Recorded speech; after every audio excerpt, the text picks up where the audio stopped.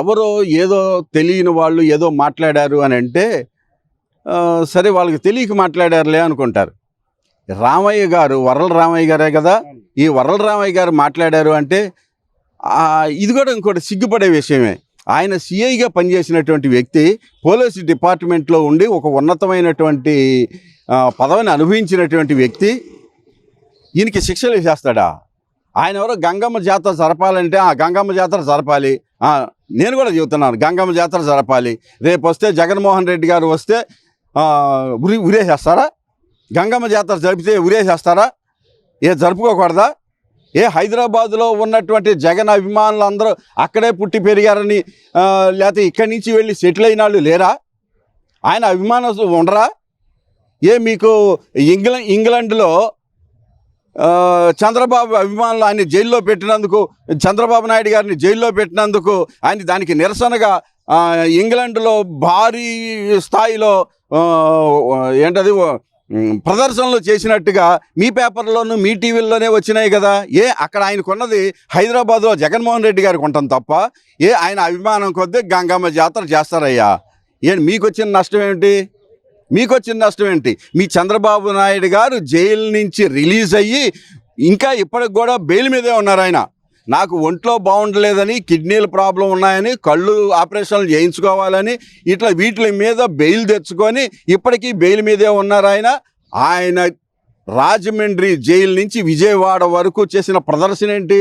మీరు ఏ అంశం మీద మీరు బెయిల్ తీసుకొని బయటకు వచ్చారు? మీరు చేసినటువంటి ప్రదర్శన ఏంటి? మీకు తప్పు అనిపించలేదా?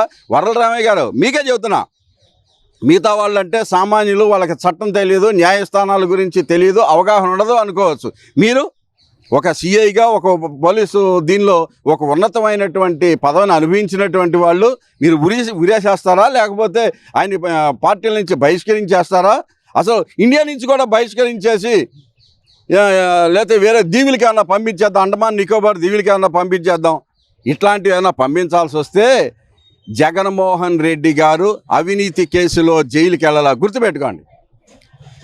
ఆయన మీద ఉన్నటువంటి కేసు క్విడ్ ప్రోకో కేసు, కానీ చంద్రబాబు నాయుడు గారి మీద ఉన్నటువంటి కేసు అవినీతి కేసు. అది తెలుసుకోండి. వర్రల రామయ్య గారు, మీకే చెబుతున్నాను మళ్ళీ, జగన్మోహన్ రెడ్డి గారి మీద ఉన్నటువంటి కేసులు క్విడ్ ప్రోకో కేసు. అది ఇంతవరకు తేలలేదు. అది క్విడ్ ప్రోకోలో అని మీరు అంటున్నారు, కానీ ఆయన కంపెనీల్లో పెట్టుబడులు పెట్టి ప్రతి పైసాకి కూడా వడ్డీలతో సహా తిరిగి చెల్లించేశారు, తిరిగి తీసేసుకున్నారు వాళ్ళందరూ. వడ్డీలతో సహా దానిలో లాభాలను కూడా ఎంజాయ్ చేశారు ఆయన దాంట్లో పెట్టుబడి పెట్టిన వాళ్ళు. సో అది క్విడ్ ప్రోకో ఎలా అవుతుంది అనేది కోర్టులు తెలుస్తాయి. కానీ చంద్రబాబు నాయుడు గారు అవినీతి కేసుల్లో జైలుకి వెళ్ళినటువంటి మనిషి, ఆయనకి చెప్పండి ఏంటో, కోర్టుకు వెళ్తే ఏంటో, నుంచుంటే ఏంటో, కూర్చుంటే ఏంటో, ఎందుకు శిక్షలు పడతాయో మీ తెలివితేటలు, మీ యొక్క అపారమైనటువంటి అనుభవాన్ని మీ పార్టీ దగ్గర చెప్పుకోండి. అంతేగాని జగన్మోహన్ రెడ్డి గారి గురించి మాట్లాడే అంత అర్హత మీకు లేదు. ఈ పార్టీ గురించి మాట్లాడి ఇక్కడ ఉన్న నాయకుల గురించి ఆయన ప్లే కార్డు పట్టుకొని ఆయన అభిమానాన్ని ఆయన చూపించుకున్నారు. గంగమ్మ జాతర చేసుకుంటాడు, లేకపోతే దుర్గమ్మ జాతర చేసుకుంటాడు, లేకపోతే సమ్మక్క సారక్క జాతర చేసుకుంటాడు. ఆయన అభిమానం కొద్దీ చేసుకున్నటువంటి జాతరకి, ఆయన అభిమానానికి, జగన్మోహన్ రెడ్డి మీద గారి మీద ఆయన చూపించినటువంటి అభిమానానికి మీరెక్కడ వెలగట్టగలరండి? ఆయన అభిమానం ముందు సామాన్యమైనటువంటి కార్యకర్త కూడా ఇవాళ జగన్మోహన్ రెడ్డి గారి కోసం జైలుకి వెళ్ళటానికి కానీ, చచ్చిపోవటానికి కానీ సిద్ధంగా ఉన్నారు. ఆయన అభిమానానికి, వాళ్ళ అభిమానానికి మీరెక్కడ వెలగట్టగలరండి? మీ వల్ల అవుతుందా అసలు? అది ఇన్ని వేల మంది జనాభా హైదరాబాద్లో పోగయ్యారు అని అంటే ఎవరన్నా తరలించగలిగితే తరలే వ్యవహారమేనా అది? అంతమందిని తరలించగలరా? ఎవరన్నా అయ్యే పనేనా? చంద్రబాబు నాయుడు గారిని వెళ్ళి నుంచోమనండి, ఎంతమంది జనాభా వస్తారో చూడండి. ఇది అభిమానం అనేది ఎక్కడ ఉందో అనేది మీకు అర్థమవుతుంది.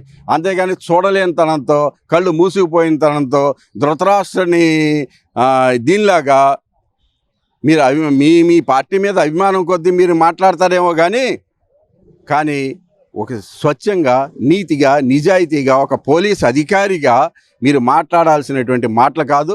దీన్ని సమర్థించడానికి కూడా వీల్లేదు.